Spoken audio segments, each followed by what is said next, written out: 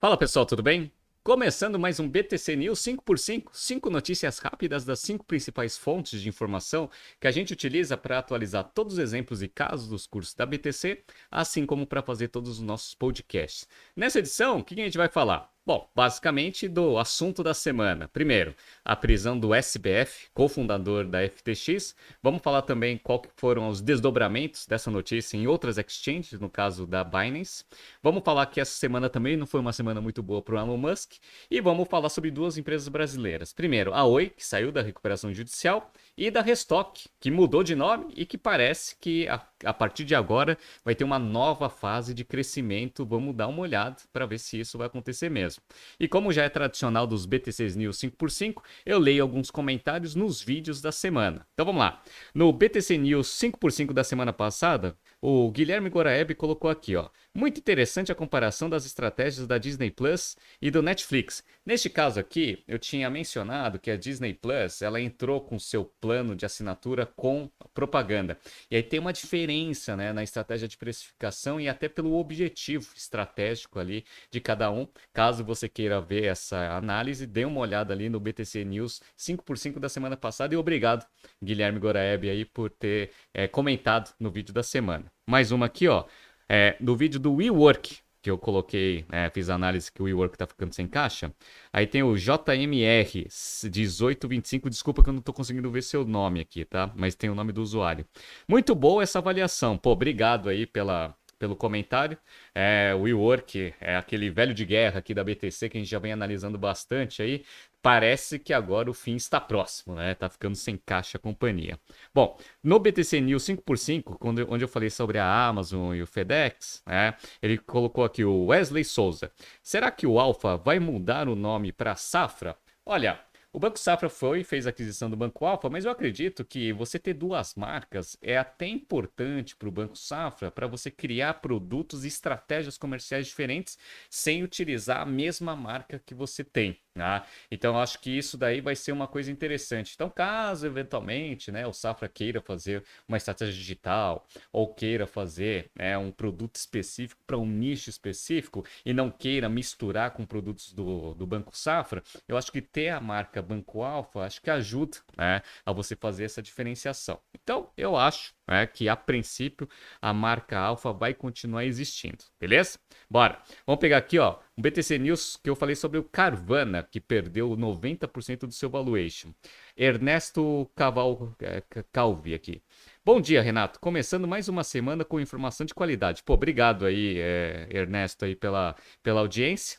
Teve mais um comentário aqui do BTC News 5x5 da semana passada. Tarcísio, mais um impecável BTC News. Muito bom, muito obrigado, Tarcísio, de novo aí pela sua audiência e pelos seus comentários. E também no BTC News da semana passada, o Bruno Rebelo colocou aqui, ó, café numa mão e notícia de qualidade na outra. Parabéns para a equipe, muito obrigado, Bruno. Tá? E se você quiser ter o seu comentário lido durante o BTC News 5x5 da semana que vem, comente a partir deste vídeo até semana que vem os vídeos da semana. E se você quiser que a gente analise alguma empresa especificamente ou alguma notícia, manda nos comentários também que a gente coloca no pipeline. Perfeito? Então vamos lá. Vamos começar esse BTC News 5x5 pegando uma notícia aqui do Bloomberg Linha. O Sam Bankman-Fried, o SBF da FTX, é preso nas Bahamas a pedido do governo dos Estados Unidos. Isso aconteceu na segunda-feira, hein, pessoal? Vamos lá. O SBF, cofundador e ex-CEO da exchange de ativos digitais FTX, foi preso nas Bahamas na última segunda-feira, dia 12, informou o governo do país. A detenção de SBF ocorreu após uma notificação dos Estados Unidos de que havia apresentado acusações criminais contra ele, disse o procurador-geral das Bahamas em comunicado. As autoridades de ambos os países vinham investigando sua responsabilidade no colapso da empresa no mês passado. Bom, a gente fez um BTC News sobre este caso. A princípio, só para fazer um grande resumo, ele tinha a FTX e tinha sua criptomoeda, né, que era a FTT. E tinha a Alameda Research, que também era uma casa de investimento, que investia nas FTTs. E aí ela utilizava, né, algumas técnicas ali que agora estão se demonstrando fraudulentas para inchar o valor da FTT para você conseguir capturar mais endividamento ali na Alameda Research para você conseguir fazer as suas operações. Beleza, né? E aí o que aconteceu? teve todo o problema do colapso do preço da FTT, a Binance quis comprar, não comprou, etc. E aí a FTX ficou sem caixa. E aí o que aconteceu? Entrou em recuperação judicial, e aí, a princípio, quem está tocando a operação, a recuperação judicial está vendo que, na verdade, a empresa ela não tinha controle nenhum e que era um grande esquema de pirâmide, como eu mostrei para vocês lá no vídeo que eu falei sobre esse caso, tá? Então, se você quiser dar uma olhada, vai dar uma olhada nos vídeos que eu falei sobre o caso FTX, tá bom? Quantos investidores perderam e qual que foi o montante de valor aí perdido aí com a quebra da FTX? Vamos ver? O colapso do grupo deixou milhares de investidores com prejuízos somados de mais de 3 bilhões de dólares, pessoal. Uma investigação importante é se os fundos dos clientes foram emprestados de forma indevida, sem autorização, à Alameda Research, que ele também fundou. Ou seja, tá lá, todo enrascado agora, tá preso. Vamos ver o que vai acontecer com esse caso. Mas como eu falei para vocês, toda vez que existe um problema com alguma exchange, isso vai contaminar as outras. Por quê? Imagina, você está investindo em criptomoeda, aí você tem dinheiro, por exemplo, na Binance, e aí dá um problema na FTX. Quem garante que a Binance também não está fazendo alguma coisa errada ou está com problema? Tá? E aí o que acontece? Os investidores começam a sacar. Começa a sacar dinheiro, a empresa, né, a exchange, ela fica sem liquidez. Foi o que começou a acontecer aqui com a Binance, notícia do Neofeed. Saque bilionário liga alerta, mas Binance ainda está longe de ser a próxima FTX. Bom, vamos ver o que aconteceu. Envolvida com o colapso financeiro da FTX após desistir de comprar a operação da concorrente, a Binance é a mais nova vítima das consequências da implosão do negócio da sua rival. Na terça-feira, dia 13 de dezembro, investidores sacaram 1,14 bilhões em ativos que estavam alocados na corretora de criptoativos. Então, uma galera tirou dinheiro de lá, fez muito bem, aliás. Tá? Vamos lá. Publicamente, Zhao, que é o CZ, né, que é o CEO aí da Binance, tenta tranquilizar os clientes da corretora, que temem que a Binance também tenha uma crise de liquidez. Segundo ele, a retirada de ativo não foi nem mesmo uma das 5 maiores já registradas em um único dia pela companhia. Abre aspas aqui para o CZ. Já vimos isso antes. São negócios como de costume, afirmou. Ou seja, ele está tentando deixar aí todo mundo calmo, que a Binance não vai ter o mesmo problema da FTX. Então tá mostrando bastante confiança. Beleza, tá? Mas só mostrar confiança não é suficiente, né? Então, ó, vamos pegar aqui outras coisas que ele colocou aqui, ó. No Twitter, nessa quarta-feira, Zal voltou a afirmar que mantém reservas de ativos de usuários individuais da exchange. Ele disse ainda que pretende liberar outro lote de comprovantes de reservas nas próximas semanas. Diz ele que tem reservas para casos todos os clientes quiserem fazer, né, resgate, ele consegue honrar tudo com os recursos que tem. Só que isso daí é um problema. Sabe por que isso é um problema, pessoal? Porque o SBF, lá da FTX, tinha falado a mesma coisa. Então, quem garante que o CZ também tem todos esses recursos? Ainda assim, esse movimento reforça as atenções sobre as empresas do setor. Pressionada por investidores, a Binance emitiu no mês passado um documento em que afirma ter um índice de reserva de 101%, ou seja, tem mais dinheiro do que ele precisa honrar aí com os credores. Isso significa que a companhia tem dinheiro suficiente para cobrir todos os depósitos no caso de uma crise de liquidez. Bom, pessoal, parece que a Binance ela não vai ser tão afetada assim como a FTX, mas se eu fosse você, né, se eu puder dar um conselho, olha, puxa tudo para sua carteira digital. Tá? Principalmente nesse momento aí de incerteza das exchanges no mercado, tá? Até você ter uma certeza do que vai acontecer, deixa o seu dinheiro na carteira digital e começa só a fazer operações ali com a exchange, mas mantém aí os ativos com você, tá? Eu acho que seria, para quem investe, em criptomoedas, seria a ação mais correta, tá? E mais conservadora nesse momento, perfeito? Tá? Beleza.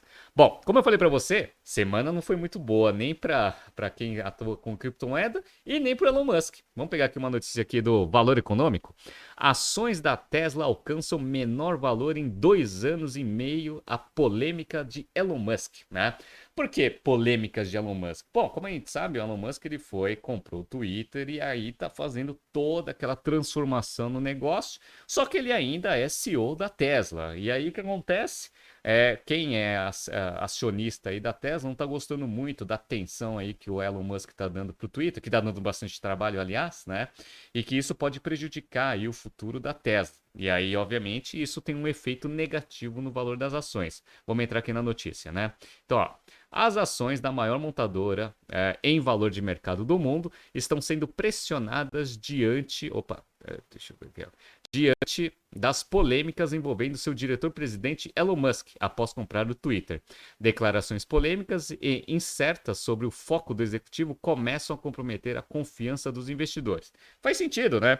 Você compra uma ação de um CEO que está fazendo um turnaround numa grande empresa de capital aberto também. Será que ele vai conseguir tocar as duas operações ao mesmo tempo? Esse é o grande questionamento aí dos investidores, né? E não é só isso não, tá? Além desse questionamento, ainda tem alguns fatores interessantes aí que também estão contribuindo negativamente com o valor das ações. Vamos ver aqui, ó. Abre aspas aqui para um analista de mercado. O mercado mostra que a marca da Tesla foi severamente impactada pelo drama no Twitter, escreveu na rede social Gary Black, sócio da Future Fund, que tem participação de 50 milhões de dólares na empresa. Além disso, dúvidas sobre a manutenção da demanda por veículos elétricos também afeta a visibilidade do mercado. O Goldman Sachs reduziu o preço médio, aí o preço-alvo dos papéis, de 305 dólares para 235, notando que a dinâmica de oferta e demanda está perdendo fôlego. Aquele negócio, né?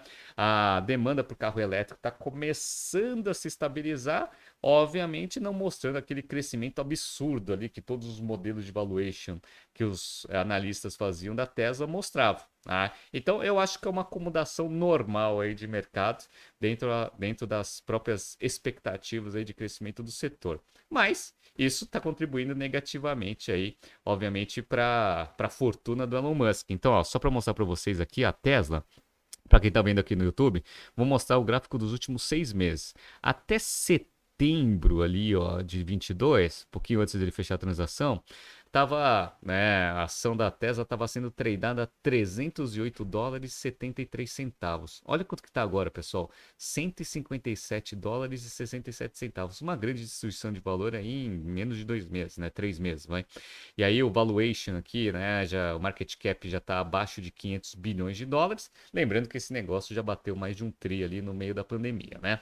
Beleza. E aí, obviamente, como o Elon Musk tem boa parte do seu patrimônio em ações da Tesla, o que aconteceu essa semana? Ele perdeu o posto de homem mais rico, né? De pessoa mais rica do mundo. Tô pegando aqui a lista da Forbes, o Real Time aqui, Billionaires. E aí o primeiro aqui da lista é o famoso Bernardo, que é o CEO e controlador lá da LVMH, né, Louis Vuitton, e é uma holding de várias marcas de luxo. Elon Musk é o segundo, então, ó, primeiro com 184 bilhões aqui de fortuna, o outro aqui, o Elon Musk, com 174 bilhões, e tem aqui esse Gautam Adani, de 133 bilhões, que é um indiano. E aí, em quarto, vem o Jeff Bezos com 111 bilhões. Interessante isso, né? Então, semana também não foi muito boa aí para o Elon Musk, né? Agora vamos falar de duas empresas brasileiras que passaram ali por bastante dificuldade no passado, mas parece que as páginas estão virando. Vamos lá. Vamos começar aqui com uma notícia da Forbes para falar aqui sobre a Oi. Ações da Oi disparam após fim da recuperação judicial. Bom, então beleza. Então, como a gente sabe, só para relembrar, a Oi eu costumo brincar em aula que ela conseguiu fazer um feito inédito, né? Ela participar de um oligopólio e entrar em recuperação judicial. Como a gente sabe, ela foi utilizada ali como veículo ali de fraudes, corrupção, entre outros. Ficou com bastante dificuldade financeira, entrou em recuperação judicial em 2016. E só depois, né, de 6 anos de recuperação judicial, a princípio ela acabou de sair. Isso é uma boa notícia, no entanto, não quer dizer que a empresa está tão bem assim. E eu vou mostrar isso para vocês. Mas vamos entrar na notícia primeiro e aí depois eu entro aqui nos detalhes. Vamos lá. As ações da Oi saltavam na bolsa nesta quinta-feira, dia 15, após a justiça encerrar o processo de recuperação judicial de mais de 6 anos na empresa de telecom, tida como campeã nacional no setor durante os anos do governo do PT. Beleza, vamos lá. O que aconteceu aqui? O encerramento do processo de recuperação judicial foi decretado pela sétima vara. Opa, aqui, ó, cadê aqui? Perdi aqui, ó. Pela sétima vara Tá aqui, perdi. Então, ó, o encerramento do processo de recuperação judicial foi decretado pela 7ª Vara Empresarial da Comarca do Capital do Estado do Rio de Janeiro, na noite da quarta-feira. Então, a princípio, a empresa saiu da recuperação judicial. O que que isso significa, Renato? Significa que a empresa agora ela está saudável? Não necessariamente. A única coisa que isso significa de uma forma bem simplória é que o plano que foi definido lá atrás, o acordo que foi feito com os detentores ali dos passivos e das obrigações da empresa, lá atrás, a princípio foi cumprido o plano, tá? E agora você já conseguiu cumprir o plano, beleza, você pode sair da recuperação judicial. O que não necessariamente quer dizer que a empresa agora está tinindo. Ela simplesmente cumpriu o que ela tinha acordado, chegou ali num ponto onde já tinha cumprido praticamente tudo que ela tinha acordado ali com os principais credores, beleza, ela saiu. Tá? Só que isso daqui traz algumas preocupações. Por quê? Porque tem muita gente achando que as ações, né, agora da Oi são sensacionais porque a empresa saiu de recuperação judicial, agora é um excelente investimento. Vamos ver o que algumas casas de investimento estão falando sobre a empresa. Vamos lá. A equipe da Genial Investimentos escreveu, né, que a notícia é positiva, mas que ainda assim segue enxergando uma companhia debilitada financeiramente. Abre aspas para eles aqui, ó. Mesmo com a redução significativa da dívida bruta, a Oi ainda deve ter prejuízos pelo resultado financeiro negativo, com apenas um ativo promissor capaz de gerar caixa, escreveram os analistas, em referência a uma participação minoritária na empresa de fibra ótica Vetal. Então, o que a Oi fez? Ela separou seus negócios, vendeu esses negócios para o mercado para conseguir levantar dinheiro, para conseguir honrar ali os passivos e as obrigações que ainda tinha. Beleza. E ela ficou, pelo que está dito aqui pelo analista da Genial, ficou com um ativo gerador de caixa, que é uma participação minoritária numa empresa de fibra ótica. Beleza. Só que ela ainda está com dívida. É esse que é o ponto, né? Ela tinha uma dívida gigantesca de mais de 65 bilhões de reais, reduziu esse negócio para uma dívida líquida em torno de 18 bilhões, mas são 18 bilhões numa empresa que ainda está dando prejuízo. Então, é esse que é o problema aqui e o pé atrás que o pessoal da Genial Investimentos está analisando aqui nesse ativo. Mas não é só a Genial que está com o pé atrás, não.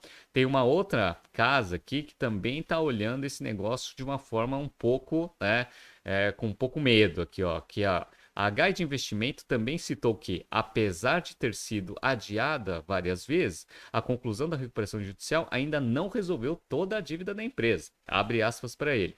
A companhia ainda tem cerca de 22 bilhões de dívida bruta, tá? E credores podem legalmente cobrar o pagamento após o fim da conclusão da recuperação judicial, disse o analista Gabriel Araújo Garcia. O que isso significa? Significa o seguinte: quando você sai da recuperação judicial, agora todos os passivos eles podem ser cobrados, né? E a falência da empresa pode ser declarada. Tá? A recuperação judicial te protege justamente disso. Agora que você sai da recuperação judicial, se você ainda tem bastante passivo, eventualmente agora você está à mercê aí de alguma solicitação aí de falência da empresa.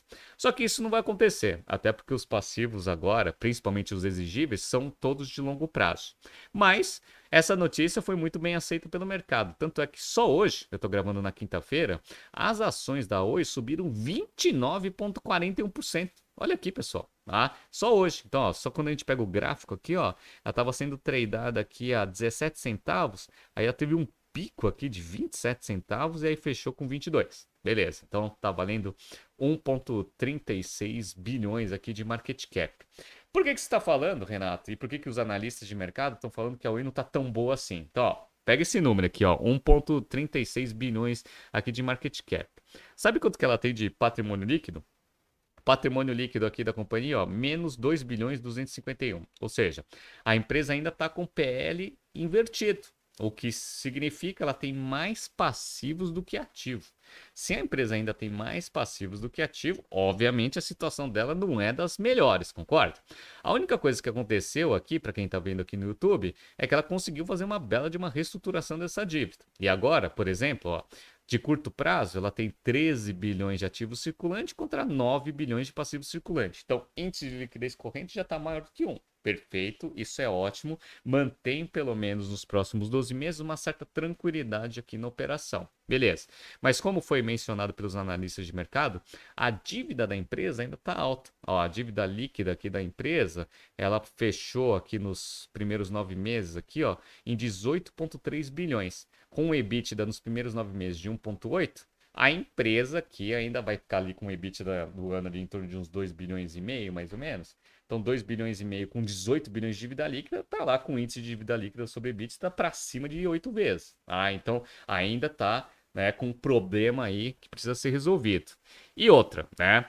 Quando você pega aqui a situação, como eu falei para vocês, a dívida de curto prazo, aqui quando você pega a dívida total de 21 bilhões e 900, 20 bilhões e 700 é de longo prazo. Tá? Isso daí eu dei uma olhada, vai começar a ter uma amortização pesada só em 2024. Então, 2023 tranquilo, 2024 no primeiro semestre ainda vai estar, né, com uma certa tranquilidade. A partir daí, a empresa ela precisa começar a gerar caixa no seu negócio de fibra ótica para conseguir honrar essas transações. Então, nos primeiros 18 meses aqui para frente, a princípio vai ser tranquilo, mas eu acredito que não seja aí tudo isso que o mercado está vendo agora, 29% aí de crescimento, ainda continua sendo uma empresa muito sensível aí, né, à má gestão do passado, perfeito?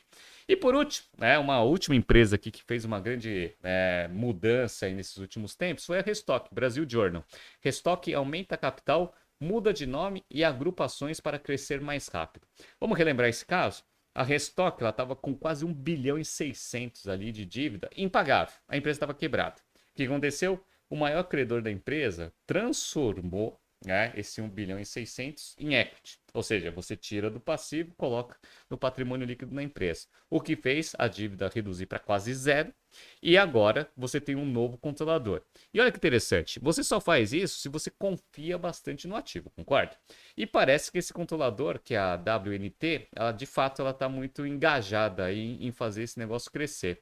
E aí vamos entrar aqui na notícia. Ó. O Conselho da Restock aprovou hoje uma série de medidas que devem ajudar a dona da Lelis Bland ou John Dudalina a acelerar seu crescimento depois da reestruturação que reduziu drasticamente o seu endividamento, que foi aquele caso que eu falei para vocês, né? Então vamos ver aqui, o primeiro, qual que vai ser o novo nome na Restock, né? Então, ó, a companhia está mudando seu nome para Veste SA Estilo, tá? E aí o ticker aqui vai ser VSTE3 e vai agrupar suas ações na proporção 8:1. Tá? Então, as ações estavam muito, né, muito pequenas, né, em termos de valor unitário, eles vão juntar até para dar um pouco mais de volume, até para, né, começar a ter alguns trades um pouco melhor. Né? Então, beleza, você agrupa as ações, muda o nome da empresa, muda o nome do ticker, a princípio, para ter aí uma nova fase dentro da companhia. Além disso, o que aconteceu? O aumento do capital. Tá? Então, está aqui, ó. Mais importante ainda, o maior acionista da empresa pretende ancorar um aumento de capital de 100 milhões para financiar o programa de upgrades, tá, nas lojas. Então, a princípio, o que está acontecendo? Como a empresa ela ficou por muitos anos com um endividamento muito alto, ela não tinha caixa suficiente para fazer aquele capex de manutenção, que para uma empresa que trabalha com lojas físicas é fundamental, até para você manter a atratividade ali do ponto de venda, aumentando a produtividade. A princípio, agora que foi resolvido o problema de dívida, precisa ser aportado mais dinheiro na empresa para você conseguir eventualmente agora ter caixa suficiente para começar a fazer o upgrade nas lojas. E olha que interessante, né? As lojas já foram reformadas, as lojas que já foram reformadas estão crescendo 20 pontos percentuais a mais que o crescimento da Restock como um todo, o chairman Marcelo Lima disse no Brasil Journal. Em alguns casos, a reforma inclui também uma redução do tamanho das lojas, o que reduz significativamente o custo de aluguel. Faz todo sentido isso. A racionalização ali do tamanho do ponto de venda, ele é fundamental para você aumentar a produtividade por metro quadrado, consequentemente, né, tendo uma lucratividade maior pelo investimento que você fez em cada loja física. Esse é um processo tradicional, a Restock está fazendo, né, o caminho correto aí.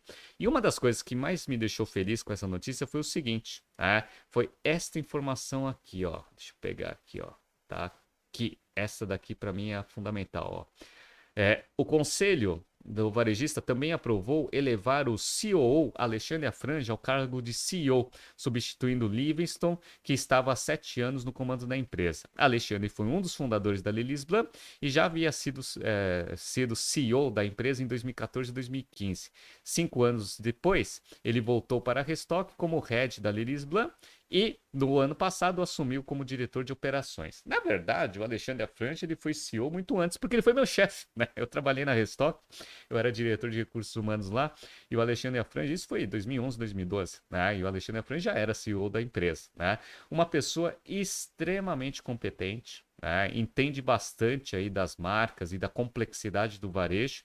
Eu acho que essa, né, foi a melhor notícia aí, né, melhor ponto dessa notícia, que foi a elevação ali do Alexandre para cargo de CEO. Eu acho que ele, né, é um líder nato, conhece bastante operação, e eu acho que tem bastante fundamentos, e tem muita gente boa ali na Restock, tem muita gente que fez curso na BTC, inclusive tem um sócio da BTC lá também, que eu acho que vai fazer a empresa agora crescer bastante, e tem bastante potencial. Os múltiplos que estão sendo tradeados a Restock em comparação, por exemplo, com a Arezzo, estão muito baixos, né? Então, só para mostrar aqui para vocês, ó, na notícia ele fala, ó, EV/EBITDA está 5,5, a Arezzo está sendo negociada a 9,6.